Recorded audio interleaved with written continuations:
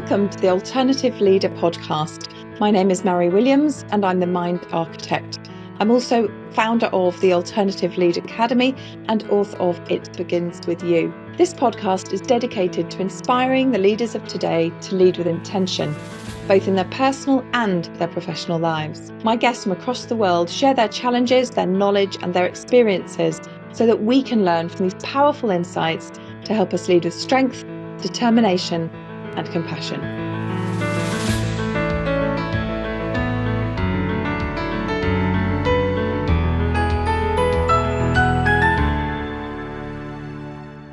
Hi, my name is Mary Williams and welcome to the Alternative Leader podcast. My guest today is Ian. Ian has been through some challenges with his first daughter, Jocelyn, who was born with a very, very rare genetic deletion.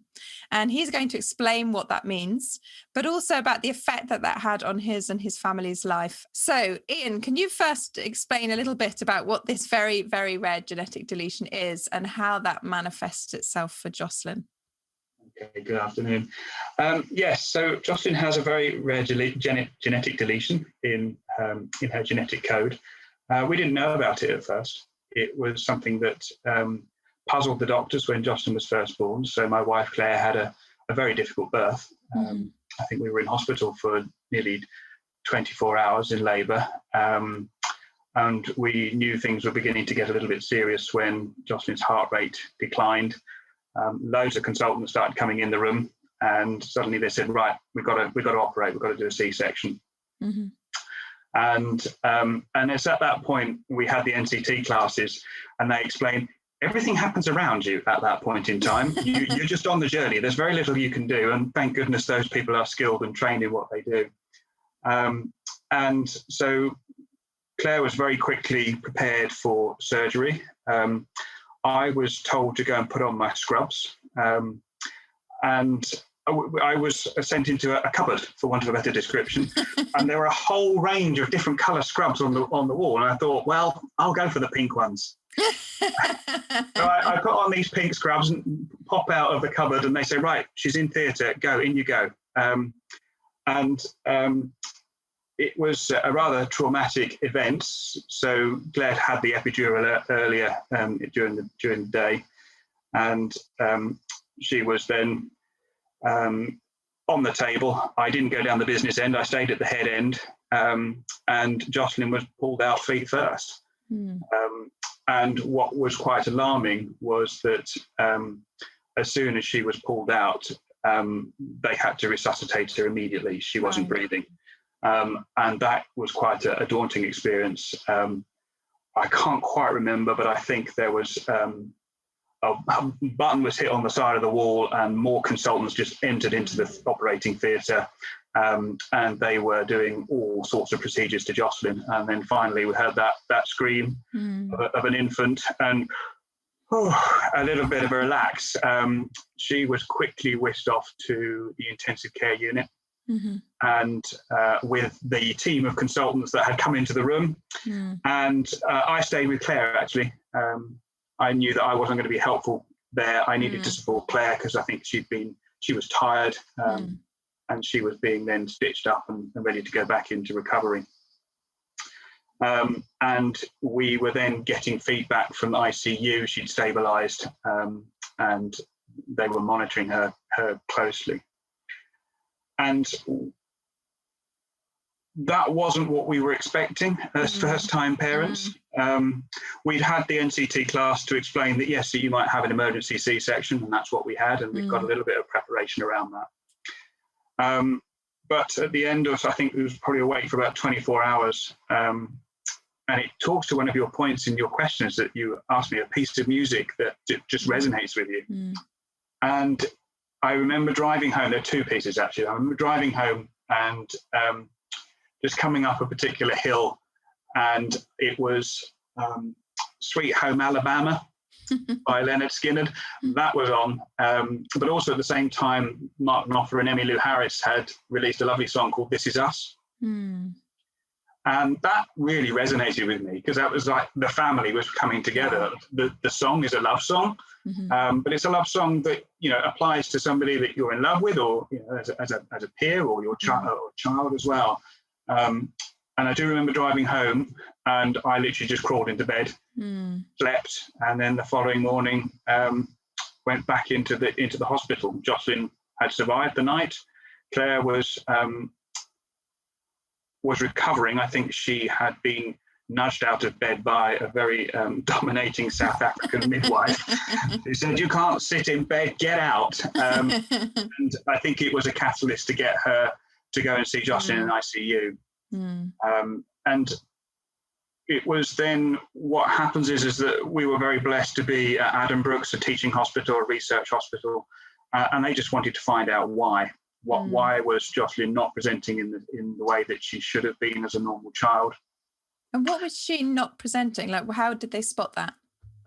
Well, I think I didn't know at the time, but obviously the babies play quite an important role when they're being born. That they have an instinctive reaction to present their head in the right way. They're tensing up so that they can be pushed out.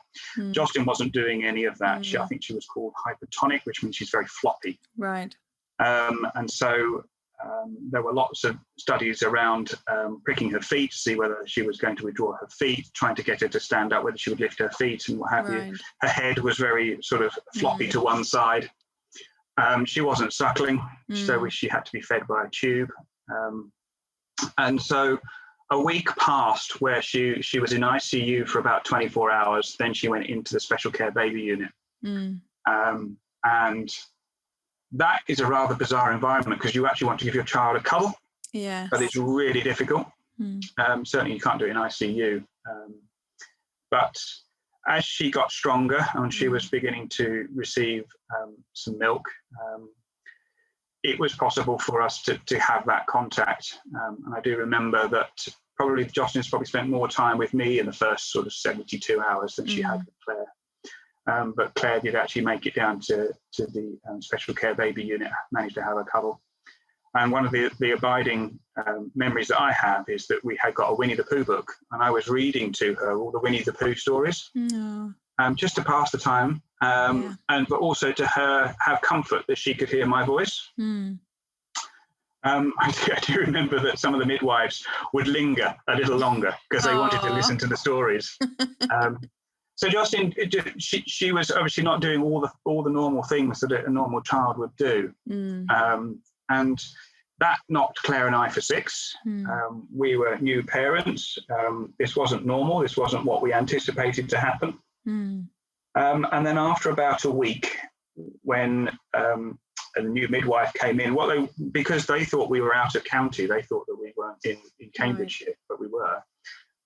They didn't want to let us go home because they couldn't have the in-community care system. So it was only when a midwife who lived in the same village we lived in said, "No, of course they can go home. It's Cambridgeshire. It's on my patch." So we were then able to go home, which was a real benefit and a plus sign for us. We knew that we were leaving that sort of chapter, if you like, to start a new chapter at home. But obviously, we've still got to feed her by a tube, feed her every 2 or 3 hours. So she couldn't suckle, so Claire was unable to breastfeed. But what was happening is that she was getting stronger, and that was a positive for us. We could see that there was a route forward to us.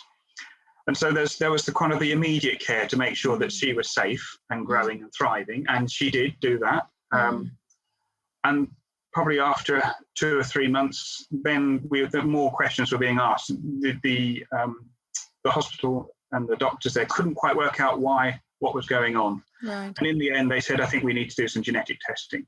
And they said to us, "Are you up for that?" And we said, "Yeah, we are, but we're feeling a bit battered and bruised emotionally, really. I think we might wait. We can't change it. We've just got enough to deal with a new child in the house." And so at the time, the genetic testing was incredibly difficult to get hold of, get on a waiting list. Right. And they said to us, look, why don't we put you on the waiting list? It's probably going to be 6 to 9 months before you're even eligible to have the results. We've stored the bloods from the umbilical cord, so that's fine. Why don't you just get on the process, and in 9 to 12 months you'll have the answers, we think. And we said, okay, that's fine, and we can wait that long. And we had, and they were right, it was about 6 to 9 months, and we had the note that her bloods had gone off for testing, and then 3 months later we had a very complicated letter back, which explained that she had a microdeletion on a part of the chromosome. I could get the papers out, but it will probably only not very many of your readers or subscribers will understand what it means. And so we say, well, what does that mean? And they said, don't know. Oh, so we know that there's a genetic deletion, but we don't know what the prognosis is. Right. No.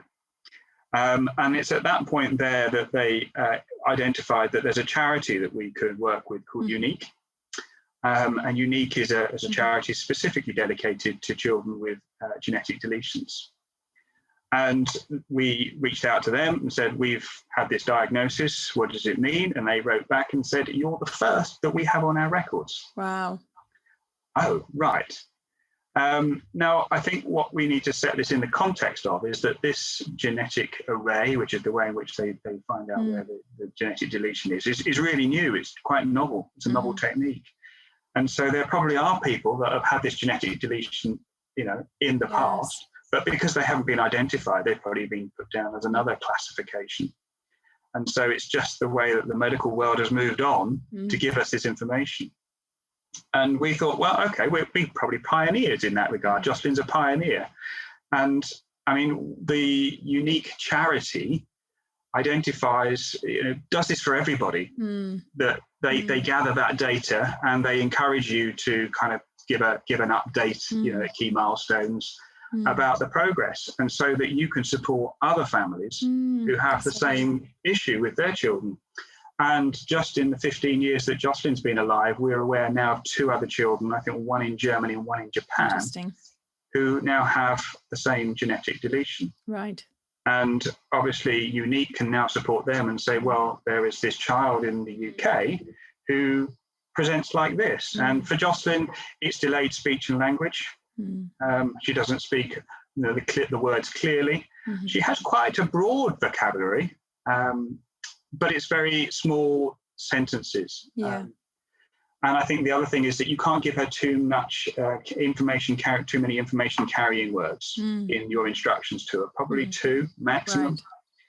Right. So you then have to just dial things down a bit for her. She also was very floppy. She hasn't got very strong muscle tone, so she hasn't got good core strength. She can be quite clumsy as well. She can trip over things. And it's called pre-proprioception, I believe. Probably there's a medic who will correct me, but it's about how your body is in space. Yes. Our brains do it naturally. That's how we can hit a tennis ball. That's how we can run, how we can jump over things. For Jocelyn, that feels, that is different. I don't know quite what it feels like. The natural instinct was, it must feel like you're a bit drunk. Yes. Where you don't know where your body are, you can trip up over things. I don't know. Maybe when Jocelyn gets to 18, she will tell us what it's like. But that's how it presents. Okay. And so we just went through life normally for the first 2 or 3 years, because there were very similar needs for the other children at that age. The normal things, but by a year she wasn't crawling. By 2 years she was only just walking, right, if I remember rightly. And that just shows you the examples of how she presents. And so she's now 15. Where have those years gone? It's the same with all children, isn't it? You turn around, suddenly they're Yeah. So my daughter's going to be 17 in a couple of weeks. I'm thinking, gosh, how did you get to 17? Although it was the worst shock when my oldest daughter last year was 30. I was like, I have a 30-year-old. That's incredible. I think it's an interesting story. I mean, you may not be aware of this actually, but a long time ago in my 20s, I was actually what's called a non-sterile nurse up at the maternity hospital here in Cambridge. And I used to do 2 nights a week, and 1 night in the ward and one night on delivery unit. And it was my job when there were emergency caesareans to do all the kind of putting the needles on the tray for the doctors and things like that. So I've actually seen an awful lot of emergency caesareans, and they are chaotic. Obviously everybody knows what they're doing, but it because it's an emergency, it does feel chaotic. And you were right to stay up the non-business end, as we said, because I've seen men go down. What happened was that when we left the theatre and Claire went into recovery, one of the anaesthetists says to me, "Shouldn't really be wearing a pink one." Why is that? Pink scrubs? Why is that? He said, well, that's for the consultants. They're left reserved for the consultants. And I said, I just like the colour. That was brilliant. So I think, I've definitely seen emergency caesareans where, the babies come out not breathing, and it's incredibly stressful. And I think from what I've seen of people in that situation, you go into almost a sort of survival mode of what needs to be done now. Like I said, who do I need to be with? Where's the best place to be? And it's quite stunning, isn't it? So when do you think that you sort of came out of that almost kind of, I mean, certainly as I've seen, that kind of shock of it, and were able to actually accept the news that you'd been given? Yeah, I think as I spoke earlier, that there's a lot of things happen around you. You are very much a passenger. You can't really fight. You know that you've got to let those healthcare professionals do what they're good at. And you have to go with their advice, and you're not in a position to challenge it, really. And so I think it was probably day 2 or day 3 when I went back home and actually went to my parents for a meal in the evening, and I just lost it in the kitchen. And I had a damn good cry. Yeah. And it was just the emotional release. It wasn't for long. Yeah. But then but it still came back to the point of, actually, I can't change this. I've just got to adapt and deal with it. It's as fundamental as that. And I think I said in one of our conversations, it was, and this is how the charity helped us, reading some of the experiences of others, where somebody likened it to going on holiday. You've saved up all your money, you're so excited, you've got on the plane and you think you're going to the Caribbean, where the sun's going to shine and you've got white sands and blue seas and the food's going to be wonderful. You just have the most fantastic time. And you get out of the aeroplane and you're in Amsterdam and it's grey and it's raining. And you think, oh, this isn't what I expected. And you then have to realise that there's still beauty in Amsterdam. Yeah. The tulips come out in the spring. When the sun shines, Amsterdam's beautiful. There's beautiful art galleries. So you begin to see positives in a completely different way.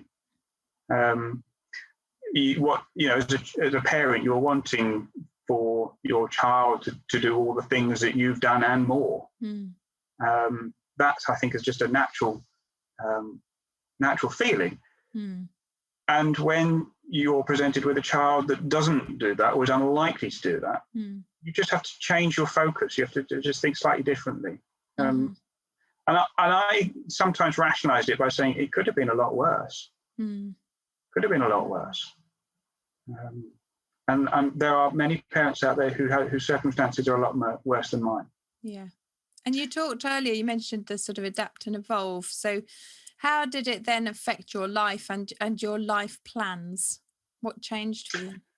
Well, I was having quite a successful career. I started my career as an architect, and I flipped into design management for a contractor, and then I flipped again into a project manager. And I was bouncing through the career hierarchy. And I would say it would be fair to say that my career marched time for about 5 years, 5, 6 years, 7 years maybe.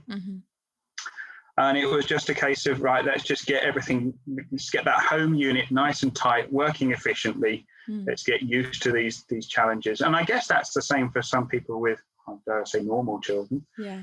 That is also the case.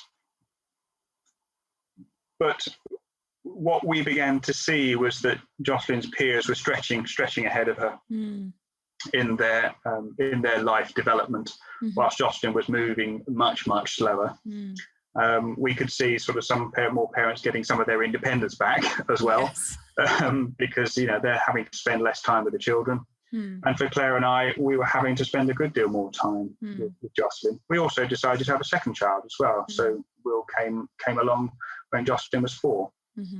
And so, more demands on our time. But we'd made the decision around, well, certainly I'd made the decision around my career. It was time to just march time. Yeah. And there were opportunities that came in my career that I looked at, and with the benefit of hindsight, I think, should I have taken it? Because it was there. I could have taken a promotion. But I made the decision not to. It didn't feel right.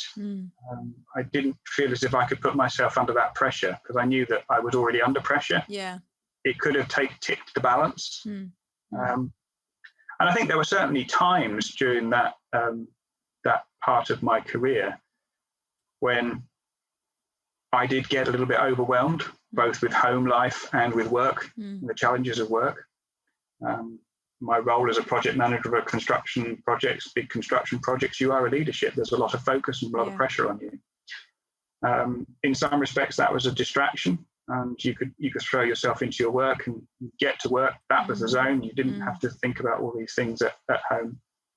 And you'd come home and you'd just be on that sort of cycle, that escalator cycle of, right, leave for the morning, come home, dinner, bed, and you'd on that loop.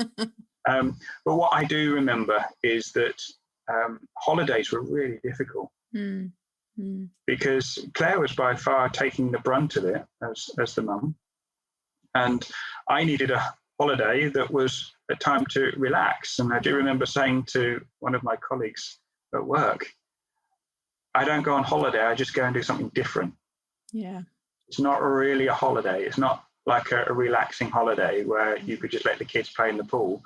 I have to be watching Jocelyn all the time to make sure she doesn't trip or drown or whatever in the pool. There's quite a lot of pressure on. You can't sort of kick back as easily. I do remember hearing a parent years ago, and she said, put it very bluntly, she said, same shit, different place. Yes. When you go on holiday with little kids. But it's obviously even more challenging. A friend of mine's son is a haemophiliac, and I remember being at a park and he was running around ever such a low wall with actually sort of grass in the middle. And she was just, avidly watching him. And I said, he's fine, he's just running around. And she said, yeah, but if he trips, he's not fine. And it was, for me, just watching, it kind of everything I'm looking at here is completely safe. But for her, it really wasn't. Yes. And I think that's the big difference, isn't it? When you have a child with, alternative needs, it's everything is different. Yeah. I think as a parent, we couldn't draw parallels with our peers. We had a very strong NCT group. We found it difficult to draw those parallels because their journey was accelerating ahead of ours. And many of them meant well with their comments, but some of them really did but hurt a little bit. Yeah. Did it affect your friendships then? No. If anything, those friendships from the NCT group are the lasting friendships. So I think our friends could see the challenges that we were facing. And they could see that by supporting us was actually about giving Claire and I the opportunity for distraction. Yeah. A dinner out or a bike ride or a weekend away or whatever.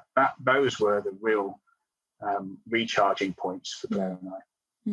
I wanted to come back to the comments actually that you said about the comments that people make can be very hurtful. I remember years ago I had a miscarriage, and obviously up until that point I knew people who'd had miscarriages but hadn't had one myself. And I realised that the first thing that was hurtful was people saying nothing and actually just avoiding it as a subject completely. I'd much rather that they'd just said, I have no idea what to say to you. I'm sorry, I'm whatever. So that was the first point. And also just then people sort of saying, oh, well, it's natural, or you can have another one, or, those sort of pacifiers, and some of which, I realized that I had said to other people. Yes. And I remember saying to a friend, I'm not interested, in some respects, I'm not sure there is something that is okay to say. You just have to say something and haven't taken that. I don't think you can say anything that is possibly positive. It's even going to be difficult. People say, well, I'm sure it'll be all right. Yes. Well, yeah. I don't know. So No. it probably won't be all right. And I'm feeling really emotionally bruised at the moment. Yeah. Yeah. What do you think people could have said that, would have been okay for you? I genuinely don't know, actually. And it might be the words were just a trigger to the emotion. Yeah. Yeah. And the brain makes a connection that actually you could have said anything. You could have said it in another language. And just the tone of the way you said it would have just triggered me because I was emotionally fragile then. So I'm not sure that there is any advice I could say, well, you should say ABC or whatever. I don't think that's really appropriate. I think what it is it's perhaps just knowing that the individual who's going through that process has got support around them. And come and talk to me when you're ready. That's kind of, if you want to talk to me, I'm happy to listen. I'm here and I'll listen. I think those are probably the more supportive comments. Yeah. Because I think you've got to let the individual deal with their trauma. And the way in which they deal with their trauma and their grief. And, some people have said it's a kind of grief. You're grieving the child that you thought you were going to have. Somebody said to me, to get over a death, it takes about 7 years. And I thought, well, how do you do that? That's completely personal. But then when I look back at the situation, for me, when it was around, Jocelyn was about 6 or 7, things all just began to sort of settle down, and there was acceptance of it. An acceptance of, okay, we know how we're going to deal with the next 15 years. That's fine. We're on that journey. Do you think that you talked about that fragility. Do you think that there was a reluctance in you almost to face that emotion, to face that grief? Absolutely. Yes. Yeah. Yeah. I sometimes feel that the people might look at me and think, well, Ian's always strong. Ian will always sort it out. Ian's always got a plan for something. He'll get through this. And sometimes I feel like saying, actually, I'm feeling really fragile. I'm just coping. Don't layer anything onto me, because of all the things that you've got me, I'm just carrying them. I don't need anything else. Thank you. And over time, you can, those layers just peel away, and you feel more confident. Yeah. You're happy to carry the burden. Have you ever seen? It's not mine, but have you ever seen the diagram of the 3 pain boxes? I haven't. No. So it's a diagram. Obviously, I'll explain it as we're audio here, but it's 3 boxes, and each box has a button in it, and each box has a ball in it. And in the first box, the ball is huge; it almost fills up the box, and of course, it hits the pain button really easily, and that triggers you all the time. You feel so much pain. And then over time, it's the same box and the same pain button, and it feels just as bad, except that the ball is smaller and it just doesn't hit into that button quite so often. And then in the third box, that ball is really, really small. The pain button's still there, still feels as bad. But the difference is, A, you don't hit it that often. And when you do hit it, because you don't hit it so often, you have a lot more resilience to cope with the fact that you do. And I remember when my mum died a year or so ago, my therapist showed me that and said, this is what grief is like. And sometimes you're going to hit that pain button full on, even 20 years from now, and it's going to hurt, but you'll have more resilience. And it's just, where are you in those 3 pain boxes? And I found that incredibly helpful visual, actually, to understand. So I use that a lot, actually, with clients.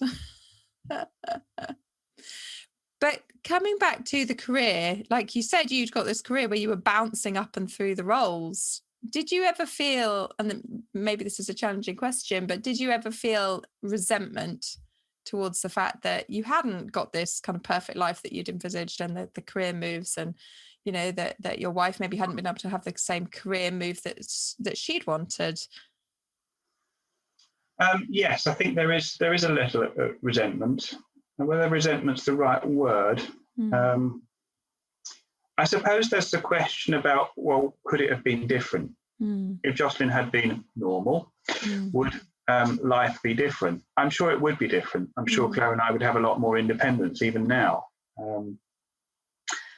And just to give you an example, is that Claire loved skiing. She did a ski season as a chalet host. I came to skiing late, but love it.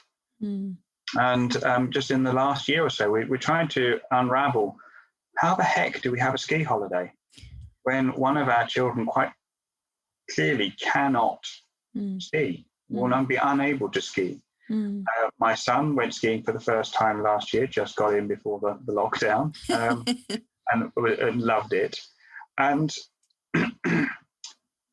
it was talking to the ski, we had ski lessons, talking to the ski instructor.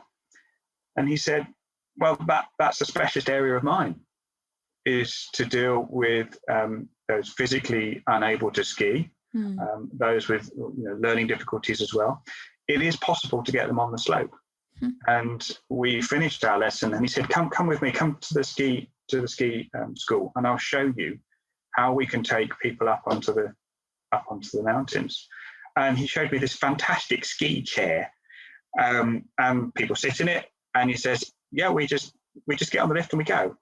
And what that showed me, and it's part of the work that you and I have done together, was that you can actually look at things differently. You've got to just get over yourself, get over your prejudices, and go and challenge it. I think where I find where I get most grumpy about it is the tax, the extra cost, because that costs a lot of money. Yeah.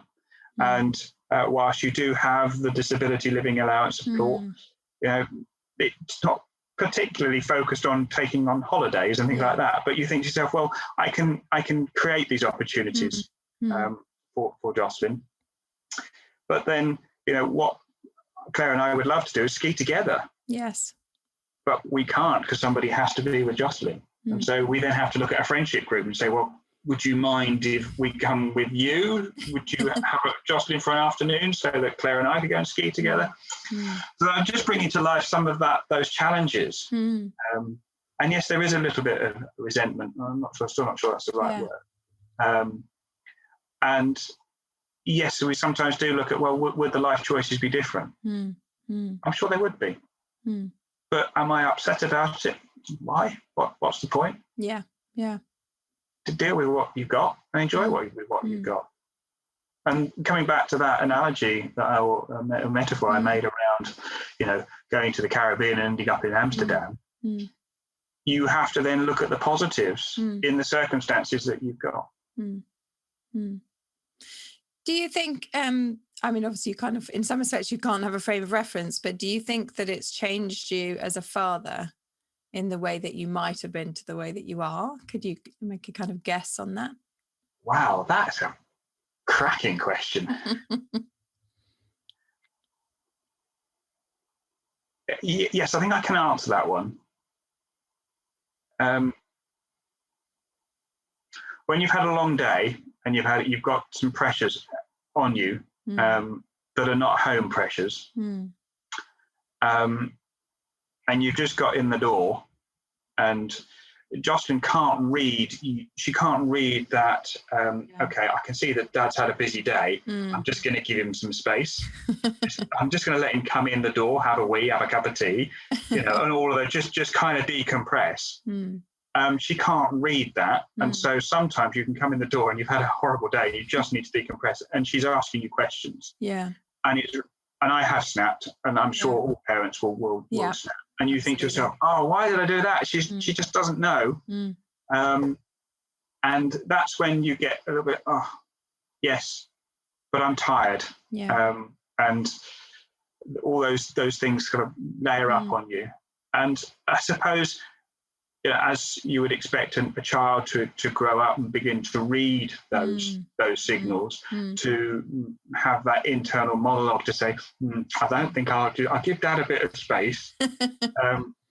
So, you would probably expect to see that come forward, and that just gives me as a father a bit more time to decompress and to be ready to be a dad, rather than be a project manager or whatever I was, or whatever the career is, which is occupied 8 hours of the day. So I think yes, that there is a change to those behaviours, but it's being alert to that. And sometimes you can catch it. Sometimes you can just very calmly say to Justin, could you give me 5 minutes? Come back. But then you've got to remember that you must come back. Yes. You must do that. You can't not do that, and that's when the relationship gets under stress. And she can't process as to why I asked Daddy to do something and he hasn't come and done it. Do you think, just kind of reflecting back onto the career, you've been through lots of roles and are still in a role where you're a leader and you're leading teams. Do you think that your experience with Jocelyn has affected the way that you lead? Oh, absolutely. I think we talked earlier about Jocelyn's behaviours are always going to be different. They're always going to be unique to her, and that's the same for when you're leading a team. Each person is individual. Each person has got their own challenges. Some people might have difficult home circumstances, like I do, and it's about giving them the space, but also giving them the time and creating that way of thinking to say, okay, they may have their own challenges. I do remember somebody saying to me once, very few people get up to go to work to do a bad job. They don't go to work with a purpose to do a bad job. They're wanting to do a job. They're wanting to do it to the best of their ability and get something out of it. And for most people, it's not always about money. It's about how does it make them feel? Do they feel empowered? Are they succeeding? Do they have a spring in their step because they've achieved something? And I think part of being a leader is about looking at what makes people tick, what drives them. Acknowledging it and then enhancing it to the benefit of your business.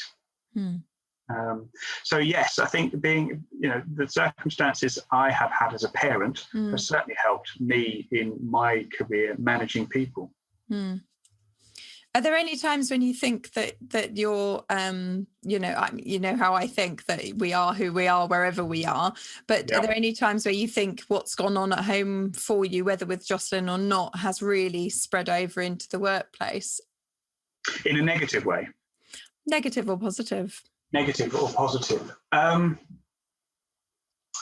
think the pressures at home around Jocelyn can sometimes flip into the workplace with just being a little bit short and a little bit impatient. But those are few and far between. I think that's probably because of the way in which I conduct myself. I'm not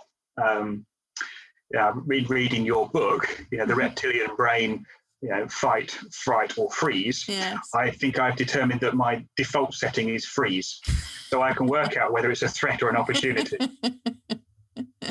So I think predominantly my default setting is freeze, and that gives my brain a couple of seconds to work out, right, what's the correct response and to stop poor response.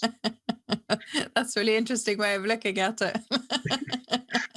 Because my theory is if I've frozen, I can't be right or I can't be wrong.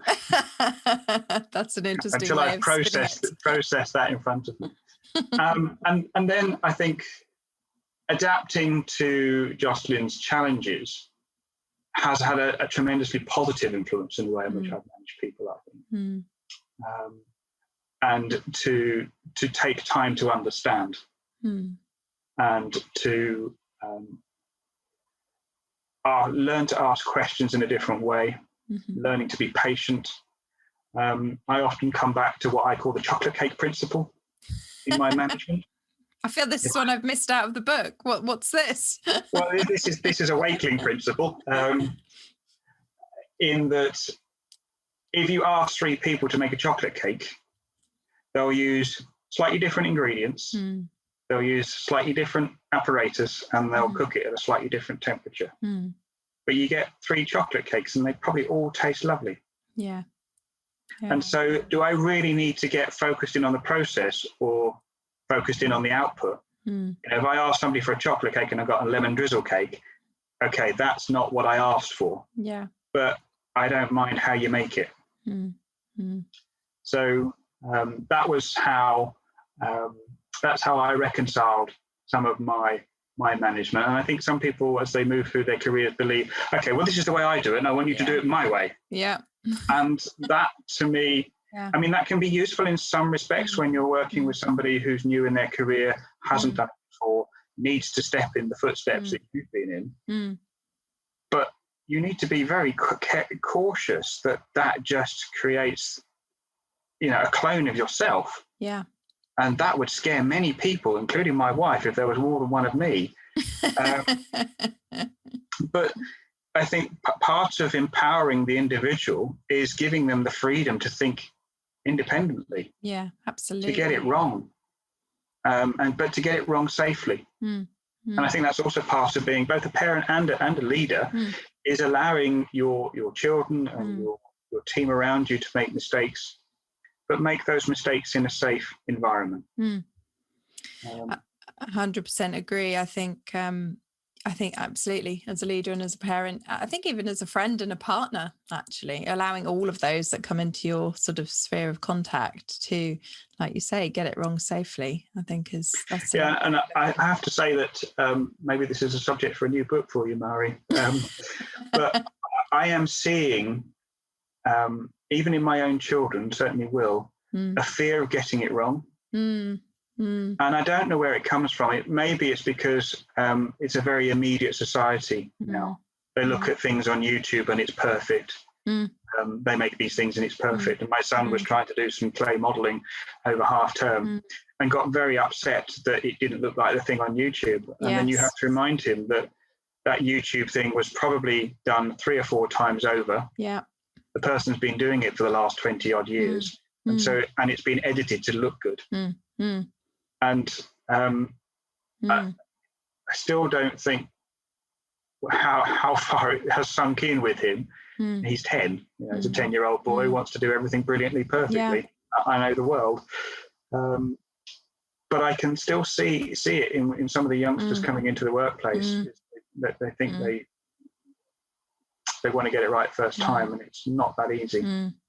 I agree. I think I mentor, as you may or may not know, I mentor some of the Tech Accelerator students at the Judge School in Cambridge. And, these are PhD level, bright, intelligent people of all ages, actually. But often one of the things they have is perfectionism. And it's really holding them back in life, because actually they just, they feel, they've been marked by this very academic criteria all of their lives. And, what do I do when I kind of haven't got that exact criteria I have to measure up to? And actually, when I do, I need to measure up to it 100%. And I think it's a big creativity stifler. I know my son is a big artist, as we've talked about before, and he likes everything perfect. And I say to him, there's beauty in imperfection. So I was showing him about the Japanese bowls, about how, when you break the bowls, I don't know if you've seen this, they break the bowls, they mend them with gold. Right. Yes. Yeah. And how it's still broken, but look how much almost more beautiful it is broken. And so I was talking to him about this theory. So it is an interesting one, and I think you're right. Actually, I think a lot of it is coming through social media and YouTube videos. And I remember a couple of years ago there was a young singer, I think 18 or maybe 22, that sort of age, and she did a split screen video of her. And it was her face as it normally was on half, and then it was her being basically all made up, and then actually on a computer them photoshopping, like literally shaving her cheekbones down, mapping her eyes so they look the same, and she just looked completely different on the other side of the screen. And her whole song was about basically this artificial this artificial girl effectively that they've made at the end of it. So I agree. Do you think, is that something that Jocelyn's aware of, that sort of social media? Does that kind of fly past her? It's very, very interesting. She has now a mobile phone and a WhatsApp chat room. And we decided to try and keep Jocelyn in mainstream school for as long as we could. We thought it was important for her to be with those peers for as long as it was possible. And she managed to get to secondary school. I did 2 years at secondary school, but we then began to realise that her peers were moving further and further away from her. She was becoming socially isolated at school. And she wasn't enjoying it. And so we went to a special school instead. And the change has been quite dramatic and very swift in actual fact, in that she has now got a friendship group. She's learning around friendships of her own age, because she would typically spend most of her time with adults. Yes. And there's a WhatsApp group that she now accesses, and they talk on after school and sometimes at the weekends. We do sometimes have to limit it, but most parents have to limit it. Yes, absolutely. But I talked earlier about her reading. She's less able to read the signs. She might try to reach somebody message them, and gets quite upset that they're not picking up. And will keep persisting and persisting and persisting. And she hasn't quite made the connection that individual might be doing something else or doesn't want to speak to her. But there are positives and negatives with that level of social media, and it just needs to be controlled.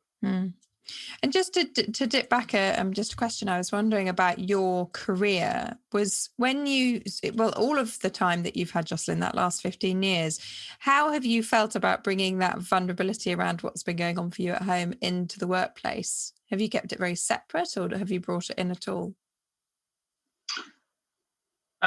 Well, clearly with one employer, when Jocelyn was born, they knew exactly what was going on, and one had to explain, right, I've got to go to hospital and I've got all these appointments. And they were incredibly understanding, actually, and created the time and the space.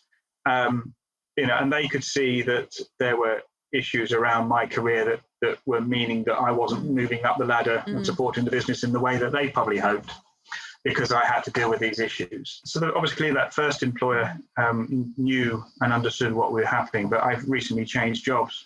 And it's not something I would tell people immediately when I first meet them. I don't think it's warranted. I don't necessarily want their sympathy or empathy around it. But when, for example, there might be things that I can't be somewhere because I've got to do because there's a family commitment. Then I will share it. Then I will tell people the challenges that I face around that. Then there's an element of understanding.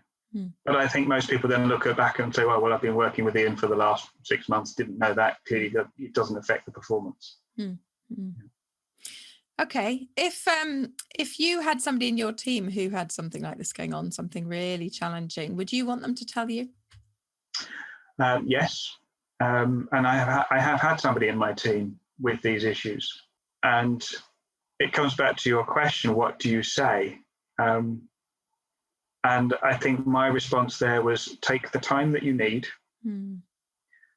find the right people to talk to. That might be me. That might be somebody else, but you probably are going to have to talk to somebody. And be patient, really. Sometimes people have these big issues to deal with, and you just have to let them.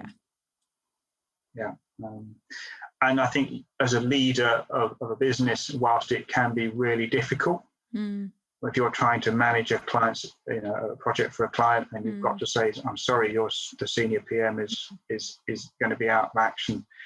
Who's the next PM? I haven't got one. It's going to be a bit of me and a bit of this individual. But in those scenarios, I think it's important that you just level with the individual. And I think you see the real individual's character. If they understand it and can tolerate it and work with you to find a plan, then that's the kind of client you want to work for. Yeah. But the ones who flip on one and you think, I think you've lost a bit of perspective here. Yeah. This is a big issue for this individual. Yeah. Yeah.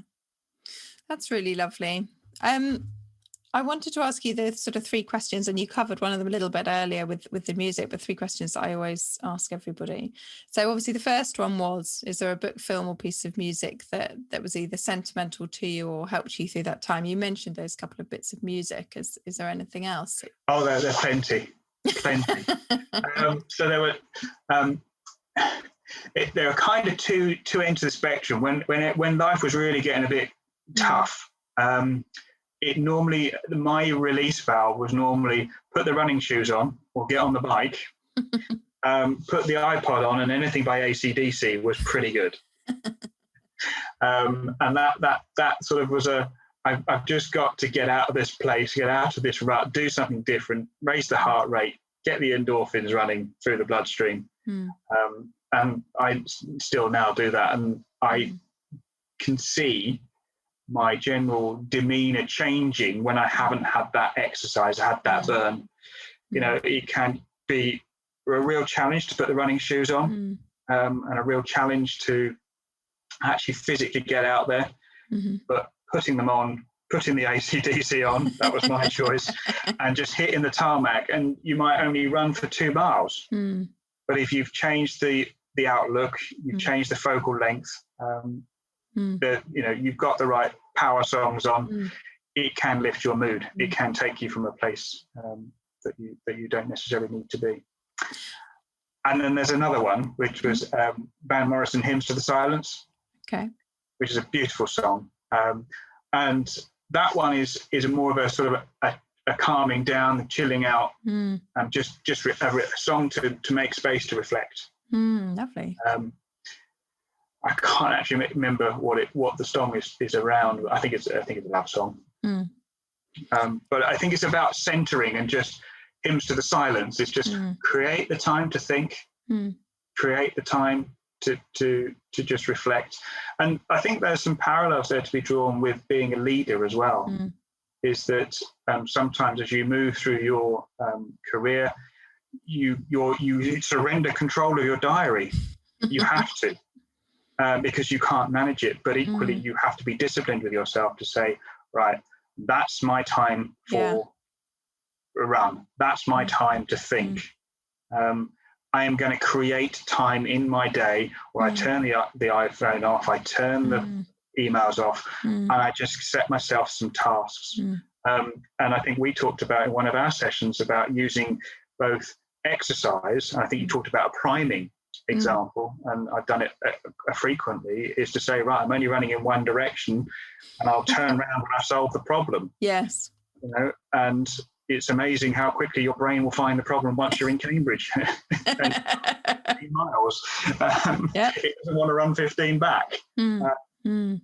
So I think that's part of the challenges. I mean, what you're talking about there is changing state.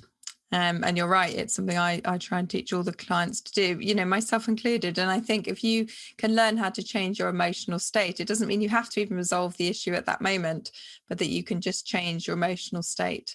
And it's so powerful because it allows you sometimes to just say, right, I'm not thinking about that right now. I'm going to go off and do something else. And then you find that clarity of space in your mind to be able to then, as you said, problem solve. And, for me, exercise, sleep, diet are absolutely key to our mental health and the way we manage things anyway. So, I think exercise is a fantastic way to go.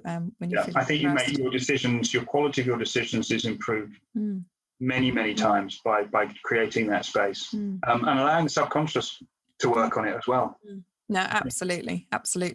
In fact, in my book, I think my pause model is in my book, which says that, pause, stand back, reflect, and do that. And I know people, for me, it's a very simplistic model, but lots of people have come forward and said, wow, that's completely changed, the way that I move forward. In fact, I remember when I was working with a book coach about what to put in the book, and I mentioned it kind of off the cuff that I had this model, and she just went, oh my God, I want to come over there and hit you. You weren't going to put that in the book. I went, oh, it's far too simple to go in the book. And she went, no, that's exactly why it goes in the book. Just pause. So it's in the book. But okay, I'm going to sneak in an extra question because this just occurred to me and I'd love to know your answer on this. So excuse the cheeky extra question. But if there was something that you could say to yourself 15 years ago, either just before or just after Jocelyn's been born, having now watched that journey kind of coming forward, both, to do with her, but also to do with yourself as a father, as a man, as a leader, what would you say to yourself? Yeah, I think that thinking back, I probably stumbled across this quite early on, probably maybe 3 or 4 years after Jocelyn was born, is that things are not necessarily as bad as you think they are when you're in the thick of it. It might feel today like it is a doom and gloom, and whatever the issue is, it's the end of the world. But it's not. The human race is fantastic at adapting. If you have the mindset to adapt, you will. And so, yes, whilst it might feel absolutely awful at the time, and you're really not enjoying it, and everything is doom and gloom, if you can step back and just think, actually, it's probably not as bad as I think it is. Yeah. And there are routes through this. There are ways to solve the problem. That's lovely. Very simple. Very, very simple. I like that. Okay, my second question is, so if there are people who are listening to you who are either going through really similar challenges or something completely different, what is your takeaway for them today? Crikey. I think some of it is, and if you think about when Jocelyn was born and all the things happened around me, I didn't panic. I was able to assess that there are people out there who could help. So in that particular scenario, the medics and the clinicians were doing a fantastic job. They had Jocelyn and Claire's interests at heart. And so I think it probably is about that your pause, about creating the pause, just to get yourself to a safe place, take stock, reevaluate, consider the options, critique the options. And if you want to plan, create a plan. If you don't want to plan, that's fine. And one of the techniques that I use in my working life is, okay, I've got the problem. How can I solve the problem? What are the options? And you can have 4 or 5, maybe 10 options. And some have some significant consequences to them, are really challenging or very expensive to deliver. But deliver a particular outcome. And there are others at the other end of the spectrum. And they begin to mutually exclude each other until you've narrowed it down to a couple. Yeah. And you think, okay, well, maybe I can go off in one direction and I've still got those 2 options to go. So I think it's about just having that presence of mind, just stand back, evaluate. It's probably not as bad as you think it is. And if you can't find the answer, talk to somebody who you think is going to have the answer. I think of some people, they have the key that will unlock the door for you. Yeah. And that might be like an Ari, or it might be a clinician, or it might be another colleague. It might be somebody who's a specialist in that. You've just got to frame the question in the right way. You've got to be honest with yourself about the issues. And remembering that you're not alone. Yeah. That's really lovely. You just have to be brave enough to ask, but it's, the taking the first step is the challenging one, but the remaining steps are easier. Because surprisingly, most people in life do want to help other humans. They do indeed. I think you're right. It's taking that first step to ask, because also people struggle to offer. So you have sort of somebody who wants to help who doesn't want to offer, and somebody who needs help but doesn't want to ask. And if you can break that barrier, I think, humanity looks after itself a lot, really. Okay, my final question to you is, if you were standing in front of the world leaders right now, what would you say to them? Oh, this is a horrible question.